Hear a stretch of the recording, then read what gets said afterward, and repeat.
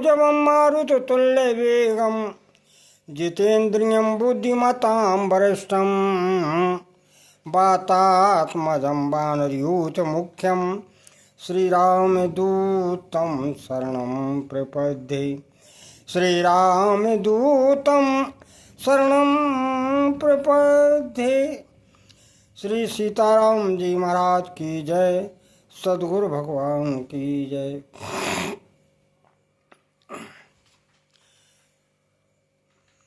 लगभग 550 साल पहले वृंदावन के 2 किलोमीटर पास ही राजपुर जो है ग्राम में स्वामी हरदास जी का जन्म हुआ था।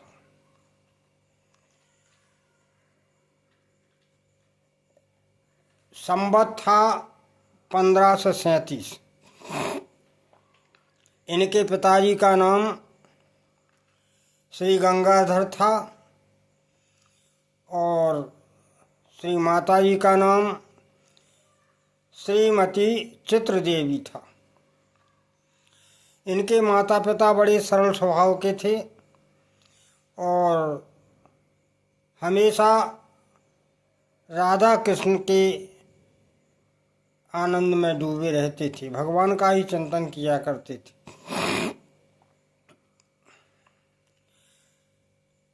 स्वामी हरदास जी के दीक्षा गुरु आशुधीर जी थे, जो निम्बार्क संप्रदाय के थे। इनका निम्बार्क संप्रदाय था। अब स्वामी जो हरदास जी थे, इनका मन घर में नहीं लगता था, घर गृहस्थी में इनका मन कभी नहीं लगा और ये तो सदैव भगवान के स्वरूप में ही मस्त रहते थे। धीरे धीरे अवस्था बढ़ी। जब ये 25 साल के हो गए तो एक दिन इन्होंने अचानक अपना घर छोड़ दिया और सीधे वृंदावन आ गए। वृंदावन में राधा कृष्ण के दर्शन किए और उनके शरणागत भी हो गए और निधिवन में रहने लगे, क्योंकि उस समय वृंदावन में वन ही वन था, बहुत कम आश्रम थे, अधिकांश वन था। तो निधिवन में ही रहने लगे और धीरे धीरे इनकी त्याग की भावना भगवान के प्रति अलौकिक प्रेम में रंग गई। मानी भगवान से अलौकिक प्रेम था इनको, और ये भाव देख करके बहुत से लोग फिर इनके शिष्य बनने लगे।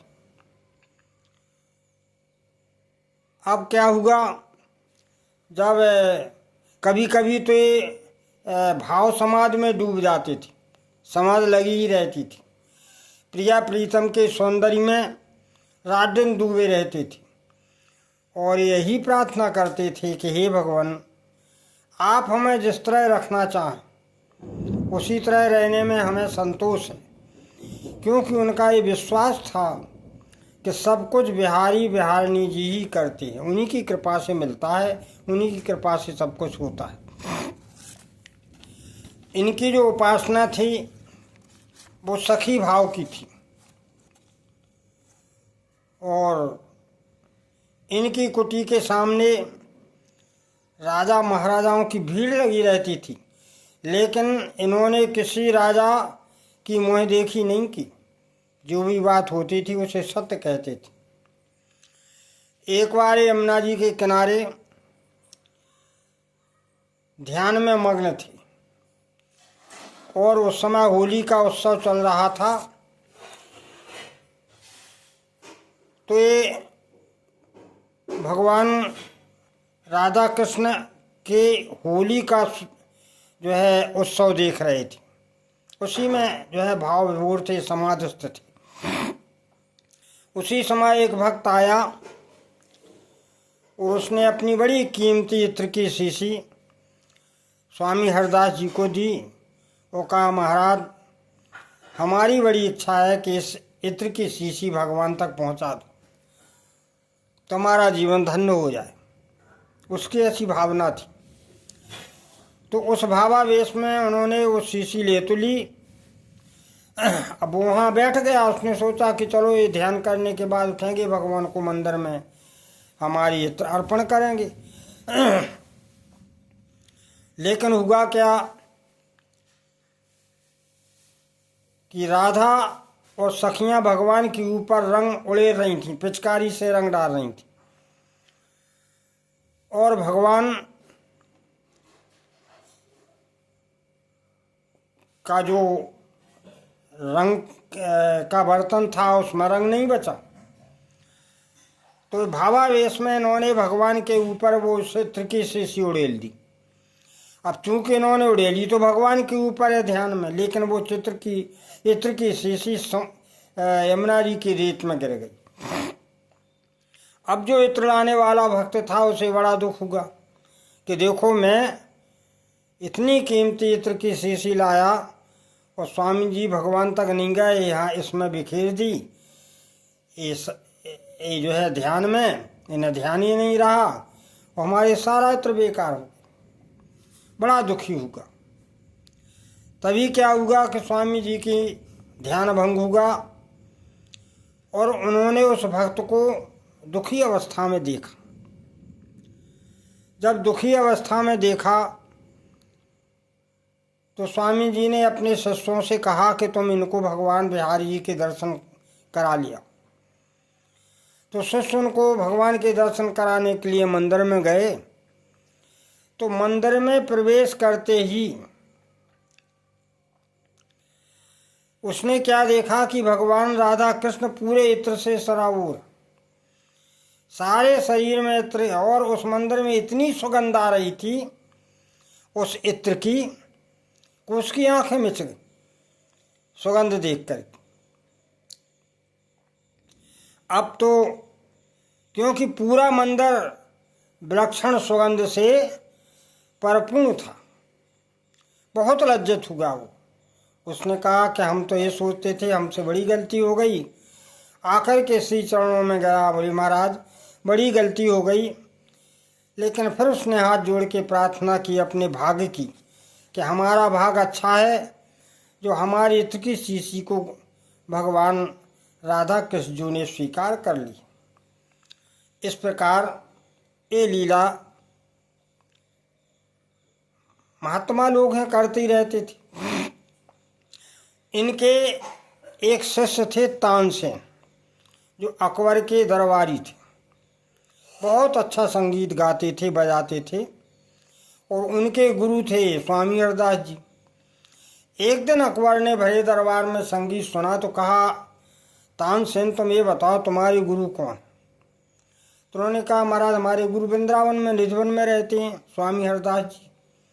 बोले तो उनको ले आओ, हम उनका संगीत सुनना चाहते। तानसेन जी ने कहा कि महाराज वो राजाओं के सामने नहीं गाएंगे, वो तो भगवान के ही सामने गाते हैं, भगवान को रिझाते हैं, इसलिए वो आएंगे नहीं, आपको ही चलना पड़ेगा।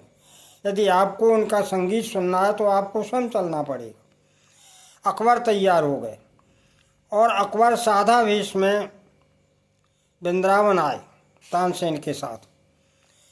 क्योंकि तानसेन तो अंदर जा सकते थे, उन्होंने सारी बात बताई तो महाराज दर्शन करना चाहते हैं। तो अकबर ने दर्शन किए, बैठ गए। फिर उन्होंने एक संगीत की आलाप छेड़ दी, वो गलत तरीके से गाए, उसका राग जो है गलत तरीके से जानबूझ करके जो है तानसेन ने गाया। तब स्वामी हरदास जी ने कहा ऐसा नहीं ऐसा है, तो उन्होंने फिर उसको सुधारने के लिए गाया। तो जब अकबर ने उनका संगीत सुना तो अकबर हतप्रह रह गया, उसके तो रोमांच खड़े हो गए। तभी तानसेन ने कहा कि महाराज ये तो सम्राटों के सम्राट भगवान कृष्ण राधा कृष्ण के गायक हैं, ये किसी के सामने नहीं गाते, केवल भगवान को रिझाने के लिए गाते। तो इस तरह अकबर चरणों में नतमस्तक हुआ। ऐसी इनकी लीलाएं। और इन्होंने अपनी साधना से भगवान राधा कृष्ण को प्रकट किया, जो वृंदावन में बांके बिहारी के मंदिर में बांके बिहारी के नाम से विराजमान है। सभी लोग दर्शन करने जाते हैं। बड़ी भव्य और दिव्य मूर्ति है, अलौकिक सौंदर्य है। तो इस तरह ये भी कहा जाता है कि ललिता सखी के अवतार थे। और ये जो है संवत 16 से 31 तक निधवन में रहे। इस प्रकार ये भगवान के अनन्य भक्त हो गए हैं। अपने समय के बड़े सिद्ध महात्मा थे, बड़े ही पहुँचे हुए थे, जो साक्षात्कार भगवान का था, भगवान को प्राकट किया, जो आज हम सब लोग दर्शन करते हैं। अब एक दूसरी कथा है कि एक बार सब सखियों ने मिलकर राधिका जी का मानभंग नहीं कर पाया। राधिका जी का मानभंग नहीं हो रहा था। सखियों ने बहुत प्रयत्न किया, लेकिन किसी प्रकार मानभंग नहीं हुआ। तब फिर ललिता विशाखा सब सखियों ने मिलकर के भगवान श्री कृष्ण ने कहा कि महाराज, राधिका जी का मानभंग नहीं हो रहा है, इसलिए आप मानभंग करो। ये लीलाएं हैं भगवान की। छोटे स्वरूप में लीलाएं किया करती थी। तो भगवान ने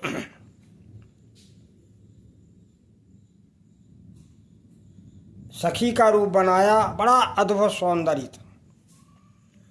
और वादन करते हुए, संगीत का जो है वादन करते हुए राधिका जी के सामने आए, प्रकट हो गए। राधिका जी ने ऐसा संगीत और अद्भुत रूप सौंदर्य को देख के राधिका जी नहीं समझ पाई। बोले, ऐसा सौंदर्य तो आज तक देखा ही नहीं। तब उन्होंने पूछा कि अरे सखी, तुम्हारा नाम क्या है, तुम कहाँ से आई हो? तो भगवान कृष्ण सखी बन करके बोले कि हमारा नाम श्यामरी सखी, और हम किन्नरी हैं, किन्नर स्वर्गलोक से आए। तो राधिका जी विचार करके रह गईं। अब राधिका जी ने उनका संगीत बात सुना तो अपना गले की जो मणिमय माला थी वो उतार के भेंट की कि हम इसे तुम्हें देना चाहते। तब भगवान ने कहा कि नहीं नहीं, अरे सखी, हमें ये नहीं चाहिए। हाथ जोड़कर ये कहा, यदि आप देना चाहती हो तो हमें अपना मान रत्न दे दो।